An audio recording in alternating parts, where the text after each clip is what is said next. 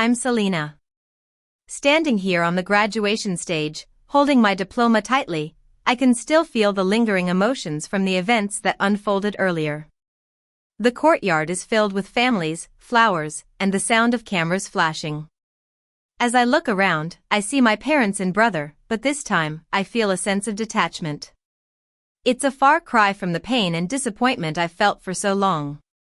Let me take you back to that fateful morning. The rain had just started when I stepped out of my apartment. I was dressed in my graduation gown, with my cap held firmly in place by one hand and my tote bag clutched tightly in the other. The mist clung to my gown, flattening the curls I'd spent so much time on. It was a 3-block walk to the bus stop, and if I walked all the way to campus, it would be 12 blocks. I didn't bother checking the bus schedule. I didn't want another letdown. As I rounded the corner near Elm Street, a sleek silver Tesla glided past. For a split second, I thought it might be my family, but the license plate didn't match. My phone buzzed, and I already knew what it was. I stopped under a tree and checked the screen. There was a photo of my brother Ethan, in front of his new car. One arm was flung over the roof, and the other held up the key fob like a trophy. The car had a white exterior, black rims, and a big red bow. The caption from Mom read, "Our boy earned it."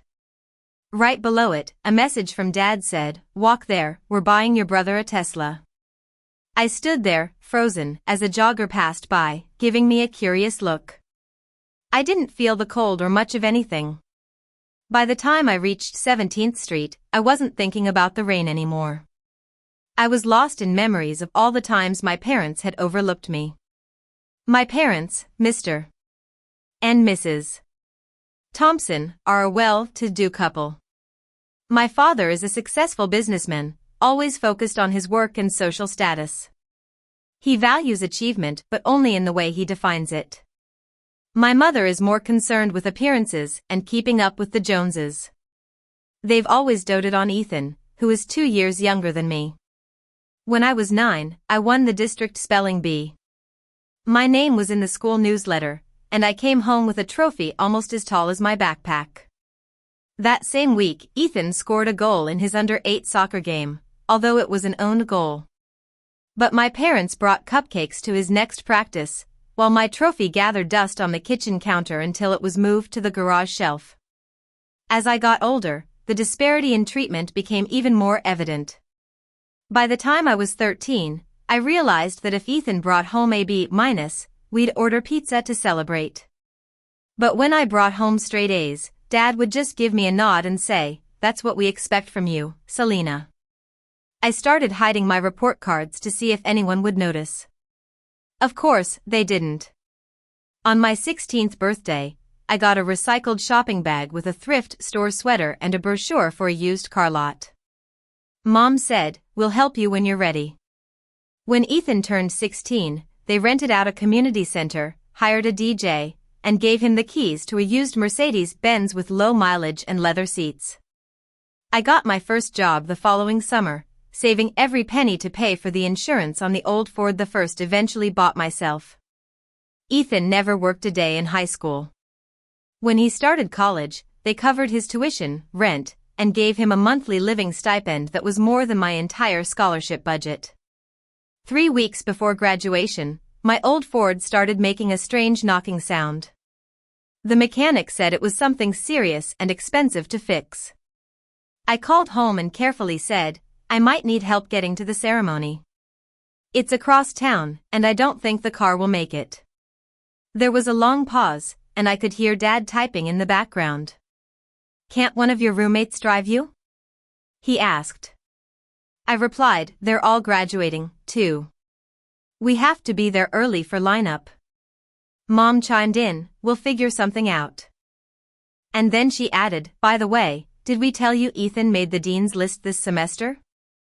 Ethan's major was art history, and the GPA cutoff for the dean's list there was barely above a C+. She went on, "He's been working so hard. We're thinking about doing something special for him. He's been under so much pressure with his art club and everything." I almost laughed, but it came out as a dry sound in my throat. The next time I went to the house to get a box of winter clothes from the basement, I entered through the side door. I heard my parents talking in the kitchen. Dad said, the dealership said they could get it delivered by Friday. It'll be perfect. We'll park it near the ceremony entrance, and everyone will see it when we walk in. Mom replied, it'll be amazing. Ethan in his suit, the white Tesla, that bow. People will think he's the graduate.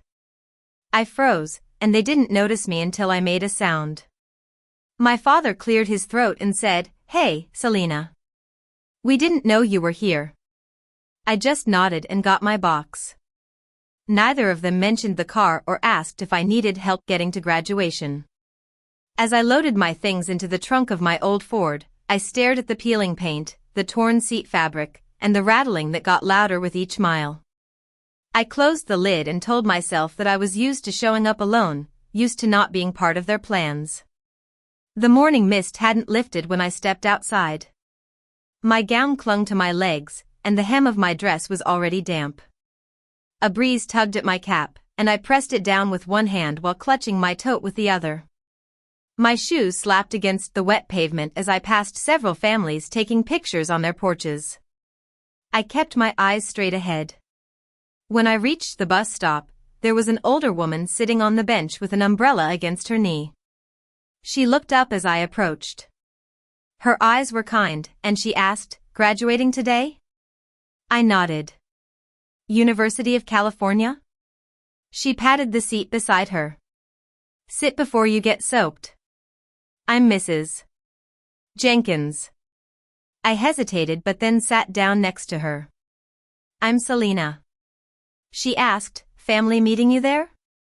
I hesitated and said, "They're coming later." I had to get there early for lineup.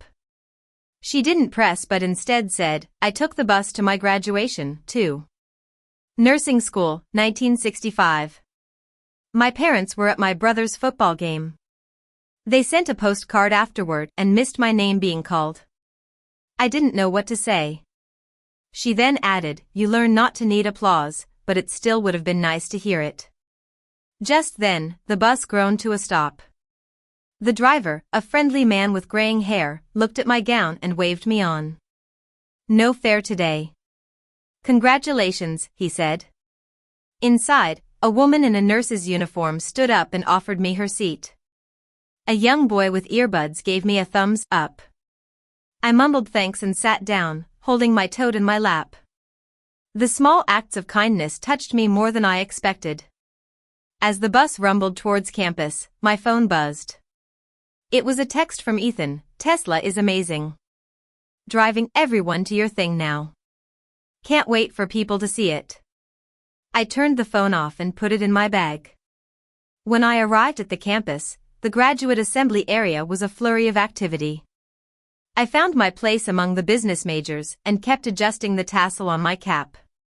My roommate, Lily, spotted me from a few rows away and waved. Around me, families were filling the folding chairs on the lawn. I saw mothers fixing collars, grandparents taking pictures, and younger siblings running around with snacks, but there was no sign of my family. As the procession began, the music swelled, and we walked towards the stage. People clapped, cheered, and some even cried. I walked with measured steps, my hands clenched at my sides. I didn't want to cry and didn't even look for my family. But when I reached my seat, I couldn't help it. There they were, my parents and Ethan, weaving through the crowd. My mother was on her phone, trying to text and look around at the same time. My father was chatting with a man in a suit, laughing as if he was at a business meeting. Ethan was trailing behind, wearing a sharp suit and holding the Tesla key fob like a VIP pass. They didn't seem to notice me. Names started being called out. Students walked across the stage to polite applause, whistles, and camera flashes. I clapped when appropriate and smiled at my classmates. All the while, the ache in my chest wouldn't go away. When the announcer reached the C's, I sat up straight. I heard, Bachelor of Business Administration, Selena Thompson, summa cum laude. I stood up, and my cap almost slipped as I stepped into the aisle. Every breath felt like it was breaking something inside me. And then, from the back of the seating area, a loud, proud cheer erupted. I turned my head and saw Lily, holding up one end of a large, yellow banner that read, "We see you, Selena." Next to her were my friends from the library, Jake and Sarah, clapping like crazy. Sarah had even brought a balloon that was bouncing in the wind. The tears welled up in my eyes, but these were tears of relief and joy. I walked across the stage and shook the dean's hand, gripping my diploma tightly. When I turned back towards the seats, I saw my real cheering section. And just beyond them, I saw my parents. My mother was frozen, mid-text, staring at me. My father had his hand shielding his eyes from the sun, looking around. Ethan stood there, frowning slightly. For once, they weren't the center of attention. After the ceremony, as I was standing in the courtyard, Mom came up to me and said brightly, "There you are. We need to get some quick pictures by the car. It's parked in the VIP section." Ethan had to parallel park, but he did it flawlessly. I said, "No. I'm not posing in front of Ethan's Tesla on my graduation day." Mom replied, "Don't be difficult, Selena. It's just a few pictures." I said, "It's never just a few pictures. It's every time you forget whose day it is and turn my achievements into his backdrop. You didn't even ask how I was getting here." Mom said, "You're always so independent. We thought you preferred that." I calmly said, "You just preferred not to be responsible." Ethan stepped forward and said, "I didn't ask for the car." I replied, "I know. You didn't have to." Just then, Lily stepped beside me and said, "Mrs. Thompson, do you remember how your father treated your sister growing up? She was the hard-working one, but he made her feel invisible. And now, you're doing the same thing to Selena." Mom's face changed, and she mumbled, "This isn't the time." Lily retorted, "If not now, when? You raised 2 children and only showed one that love was unconditional." Mom's eyes glistened, and Dad just looked at the ground. I said, "I'm going to dinner with people who wanted to celebrate me." Dad called after me, "You can't just walk away from your family." I didn't stop. "Watch me." Lily walked beside me, and we started towards the sidewalk. I didn't look back until I heard Ethan's voice behind us, "So, we're not doing Tesla pics?" The absurdity of the situation hit me, and I let out a short, sharp laugh. It wasn't out of bitterness or joy but a release of all the pent-up emotions. Later that night, they knocked on my apartment door around 10 p.m. I almost didn't answer, but I knew I had to face them. I opened the door, and there they were. Mom was still in her heels, and Dad was holding a takeout bag. Dad said, "We need to talk." I let them in, and we sat on the old couch they'd always looked down upon. Mom started, "We didn't mean to upset you, but your behavior today." I cut her off by taking out a shoebox and placing it on the coffee table. Inside were birthday cards, printed emails, and faded photos. I took out a card from my 16th birthday with just a $20 bill and Dad's initials and placed it next to a photo of Ethan at 16, surrounded by balloons and holding the keys to his Mercedes. I also showed them my college acceptance letter with no reply and an old bank receipt showing my meager account balance during my sophomore year, next to a screenshot of Mom's text to Ethan about sending him his monthly allowance. They stared in silence. I said, "I didn't keep these to be petty. I kept them to remind myself I wasn't imagining it." Just then, Ethan, who had been standing in the hallway, came in and said, "Seriously, I knew it was different, but I didn't know it was this bad." Just then, there was another knock. It was Lily, holding a plastic grocery bag. She said, "I thought you might need backup." She looked around, saw the evidence, and nodded. Well, it's about time they saw the whole picture. A few days later, when it was time to move out of my apartment, Mom brought sandwiches, Dad brought tape, and Ethan was quiet. We packed in near silence, broken only by the sounds of cardboard folding and drawer handles rattling. It wasn't a warm, cozy atmosphere, but it was real. Dad offered to load the heavier things into his SUV. He asked, "You sure you want to take that old bookshelf? It's pretty beat up." I replied, "I built it myself sophomore year. I'm taking it." He nodded without arguing. Before we left, Ethan handed me a small cardboard box. "I found this in the basement. Don't know why I kept it." Inside was my science fair medal from 5th grade, the one they missed because of his tonsillitis. It was still on the frayed ribbon, the medal a bit dull but intact. He said, "You should have had this recognition back then." I didn't say thank you, but I took the box and put it in my bag. As we pulled away from the curb, my phone buzzed. It was a text from Lily. "How does it feel to be exactly where you're meant to be?" I looked at the boxes in the back seat, the old bookshelf, and the medal in my lap.